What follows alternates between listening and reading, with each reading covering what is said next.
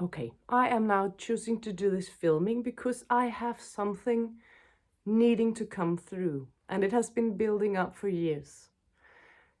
I think I will call this something about dementia and divinity, because for me there is a link in my work, but also in this deeper knowledge about consciousness, about awakening, about being human, but also being an eternal being.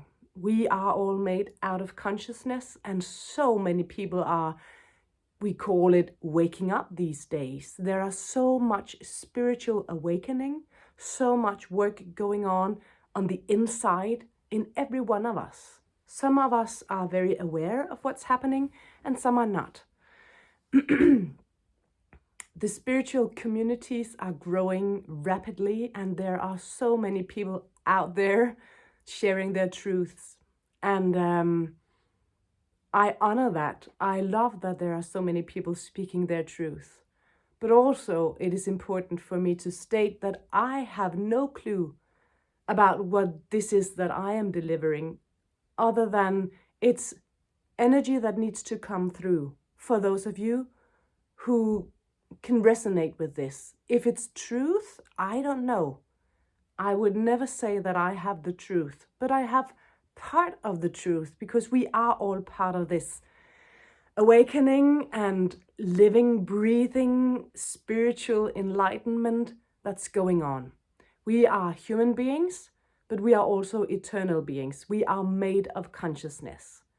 So if you are one of those who resonate with the word divinity, or God, Christ consciousness, universal intelligence, universal love, I don't know if any of this speaks to you, but try and listen out and see if there's anything in this for you. And first of all, I also named dementia or Alzheimer's disease, because I myself have been working with this for 7 years. Also, I have been working in other aspects of life, but dementia is one of the great keywords for me. And I had a spiritual awakening, one of many, just before I met this work with people with dementia. So for me, there's a deep link about this room of consciousness that we can all enter in our own way when we are with people with dementia. I don't want to say that I can cure anything. Not at all. That's not what this is about. But this is about how you can be with a person who is developing dementia or Alzheimer's. But it will be a circling around, a philosophical talk about this. But it can be of a very practical use for you if you can take it in and resonate with this and see and feel and taste and touch what it does to you in your own world. So I guess I will come through with a couple of videos about this, because it's a great topic. It's also very simple, but when we are human beings now, and we walk around in our time and space continuum where we perceive life very differently than the spirit realm or the higher consciousness realm. And being able to fluctuate these consciousnesses, being open to more than our time and space reality, and also not being caught up into this eternal state of being, but having the capacity to be in both, so to speak. That is of a very practical use when we are together with people with dementia or Alzheimer's. Perhaps this is strange to hear about, but see how you can just take it in without trying to figure it out. See, I would like to start before I met dementia. As I said, I had one of many spiritual awakenings just before this work started for me. And that was the clue for me to go deeper into this work. And therefore, I think I'll have to start with that. Sharing of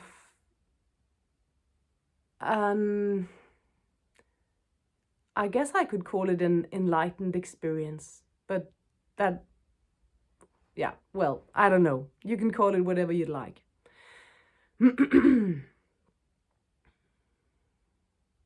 Going around in this human form can be very destructive for the human mind if we only relate to the physical world.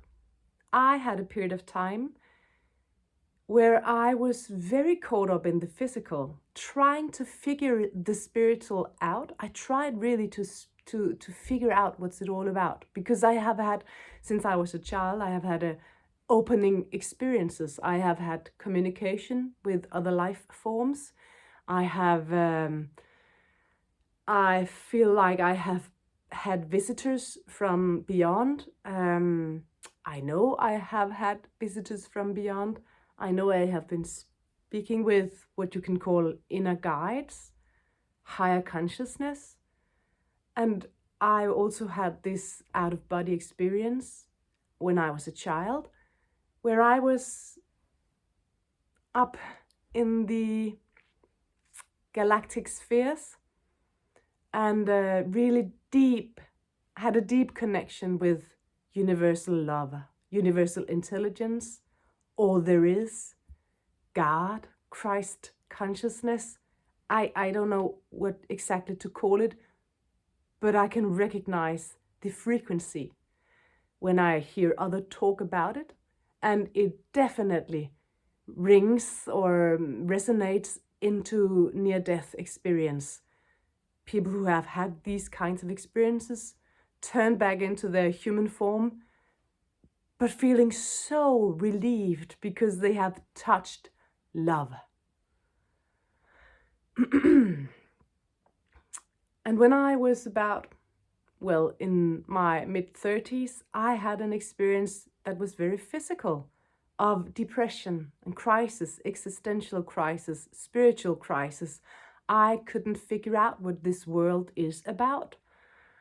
And it had me down on my knees, where I didn't want to live anymore because it didn't make any sense. All the suffering in the world, I could feel it all. It felt like I could feel all the suffering. I felt it on behalf of myself and on behalf of, well, anybody who feels lost. I just resonated into this, feeling lost. And it wasn't possible for me to crack the code of how to let go, release, and feel free again. I just couldn't feel free. I felt so stuck. And there was nothing really wrong in my life other than I didn't follow my calling because I didn't have the guts to do it. So I was lost. And this one day, where I was so tired of trying to figure it out without any release, I just gave up and I let go, and I was ready to die out of this physical world because I just wanted to get back into this spiritual light and love and life as it really felt. I felt like this physical life wasn't the real deal. I just needed to go back to the spirit realms to get my relief because I felt stuck. And at the same time, I realized exactly that I was ready to leave the physical world. I was struck once more with divinity. And just recognizing it now can make me cry, because it's just so beautiful. You can call it out of this world, but it's also very much in this world. And that's where we are heading with this video. This room of resonance just cleared everything out of me. And I had no attachment to anything. So when people are talking about living in the present, Eckhart Tolle, the power of the now, and all these wonderful teachings, that was it. And even though I had been trying to reach it, I couldn't. It had to reach me. And just when I said this, it had to reach me, the timer on the video was 11:11. That's a sign. So just please, if you're still listening, let it reach you. Don't try and reach it. Let it reach you. So, the experience was beautiful.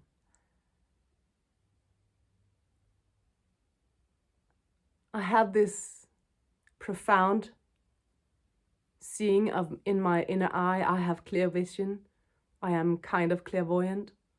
But I saw just in that moment where everything was let go, that I had this backpack on my shoulders, on my back. It wasn't real, it wasn't physical, but I could see it.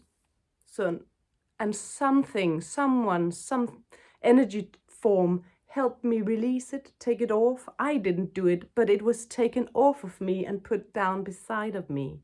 And it was filled with stones, great big heavy stones, or energy forms that felt like stones. And these stones, or these energy forms, were all these thought forms that I had created throughout my life about what real life is, which decisions I had to make of how to live the life normally. Educational system, family systems, friends, how to do and walk and talk and behave and create this life in this reality. But it didn't never fit me, really. It was not my soul's calling. It was my human calling. So all this heaviness in this backpack, I just could so clearly feel that it has nothing to do with me. It had nothing to do with my soul, consciousness, divinity. This was just way too small, way too heavy, way too stuck, way too limited to have anything to do with my free soul's journey. Consciousness couldn't come through to me while I was having that backpack of stones on me. So this just went by in a quick second, where that release just blew me open, and I was overwhelmed, but also I felt so at home. This was real. This was what I had been searching for. I couldn't let go, but something let me go. Something found me.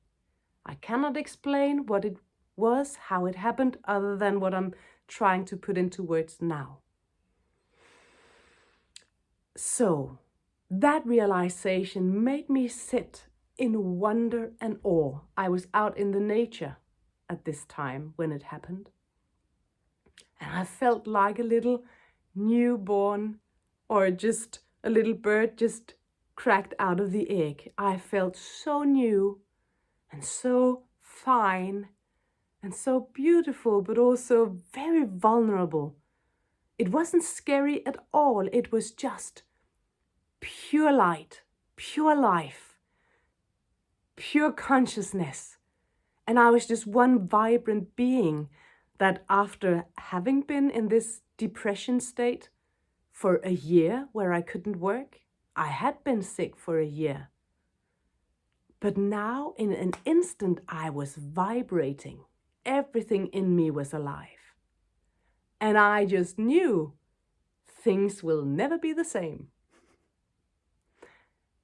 At that moment, I thought I had have the greatest relief of all, and I probably did, or at least in that category. And then the next step was I just suddenly saw this great big green wave of energy coming through me or to me. It was like this, as I call it, like the surfer waiting for the big wave. And there it was. And I just thought, I didn't die before, but now I'm going to die. Because I have never been taught how to surf.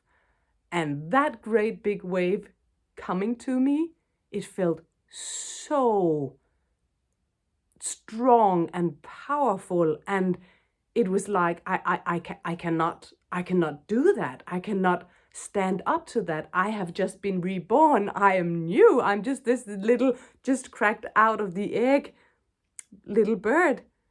I can never compete with that wave of energy. It felt solid like a wave. But when it came slowly, slowly, slowly, slowly. And it just poured through me. And I realized that I wasn't thrown away or thrown about by the wave. It just poured through me. And it was gentle. And it was loving. And it was pure energy. And I felt revitalized. I felt like I was vibrating before, but it was kind of this battery pack just reloading, recharging my batteries in an instant. Beautifully done. It was filled with such a grace, such an ease, but also such a power, life force just coming through me. And I just knew that was, a couple of weeks later, I was presented with the term breath of life. And I just, when I heard that breath of life, that was my breath of life. That was nature's breath of life. So that was the second stage of this experience. First, the backpack being set down beside me, then the wave coming through me of pure energy, life force. And then the third stage, I just sat in awe, looking around at anything. Everything I could see, I was connected to. And I was connected to it in a way where I could feel we are exactly the same. We are made of the same material. We are made of the same consciousness. We are breathed through of the same energy. We are the same. And that goes by, that happened, or that came to me when I looked at the bird flying up many meters above me. The cloud, the sky, the tree, the grass, everything out there in nature, I just knew. We are all just different expressions of consciousness. The same life force going through us all, same structures build us, and same life breathing through us. We are one. I am nothing else. everything else, I can produce I can produce stuff with my consciousness, but everything is just like these stones sat beside me. It's not the real deal. It's not the essence of life, of who I am. And I knew then I just had to get up. And even though I had been kind of crawling up there because I was so tired, I was so ready to just get out of this life, I was dancing weightless from there, and I knew my life would never be the same. And I just thought, I cannot have the same kind of success. It's just not the same now than before. What was success before was, of course, what so many other people are experiencing: having a good job, earning money, having a good family life, friends, making decisions about this and that. But it just meant nothing to me. I was filled with love, but the structures, that didn't mean anything. So I loved anything, everybody, everything but structures, man-made structures. It didn't make sense. And I just knew that I would have difficulty finding a job after this. Because what would be motivating, with this kind of experience, kind of being touched by divinity and going back to just earning money for a living, didn't make sense. But I was lucky, because now we're turning back into something with dementia. I am a trained music therapist, and I had the chance to see if working with people with dementia was something for me. And it was exactly what I needed. Because in this room that I had been in touch with, or that I have been touched by, consciousness, in this clear-cut, universal law of intelligence, purity, timelessness, it resonates so beautifully when you are with a person with dementia, because their mental structures are dissolving. Their capacity to be in this time and space continuum, it's dissolving. It's not the same making a contract with a person with dementia as it is when we are together normally. People normally make contracts, known or unknown, often unknown, about how to communicate, how to co-work, how to make things function better. But the thing is that in this, it's kind of a trading system. It's trading when you communicate normally. It's like, I tell a joke, you laugh. And then we are bonding about that. Even though it sometimes is not really funny, but it makes us feel safe. It makes us feel safe that when I do something, you respond to it, and then we are together creating something relational. But often it is made out of some kind of fear of abandonment, and therefore we co-create and sometimes go out of our own limits to help one another out. It's sometimes very unhealthy to be in a normal relationship, because we tend to help each other out in ways that are not healthy. It's codependency, and it's innocent. It's just we think we need to do these compromises and to compensate for one another. But a person with dementia are not playing these games anymore. It is dissolving for them. They cannot figure it out. And I know I am speaking in general terms. So if you are one with dementia, I am sorry if I say something that doesn't fit you. This doesn't fit all. But when one person is very long into this situation of dementia, it's not easy to do these codependency patterns. You simply have to release them. You simply have to release them because it's not working. And if you are relying on these safety communications, I tell a joke, you laugh, or else I will get insecure. You can get very insecure when you are with a person with dementia because they don't laugh just because you want them to feel safe. It's unconscious, these mechanics that I'm talking about.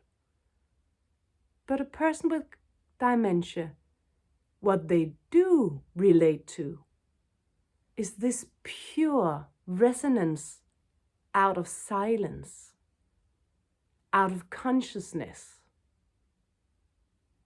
that are not man-made, but anything else. I have met so many people with dementia that when I try to do the human thing, it's okay and it's working kind of, but it's not with ease. It's not easy to play these games of the human relationships. What is easy is to go into this field of resonance of higher consciousness. This spaciousness, without time, without space, continuum, but with a deep structure of essence of life, breath of life, being in a conscious room of wordless intelligence. Should we call it wisdom without words? Because words are not necessary. Words are not those structures that makes the most sense when you are with a person with dementia. Presence, consciousness, love, beauty, grace. That makes sense for a person with dementia, in the later stages at least. I do not have much experience with people in the earlier stage of dementia. I have lots of experience with people in the later stage of dementia. But this also goes for people in general when they are waking up. It's not easy to be in these relationships where we are kind of codependent on one another, where we need to trade energies to have a thing going on. We cannot do that anymore. We need to realize that it is okay for us to draw ourselves so fully into our own alignment with consciousness, with source, with Christ consciousness, that relationships must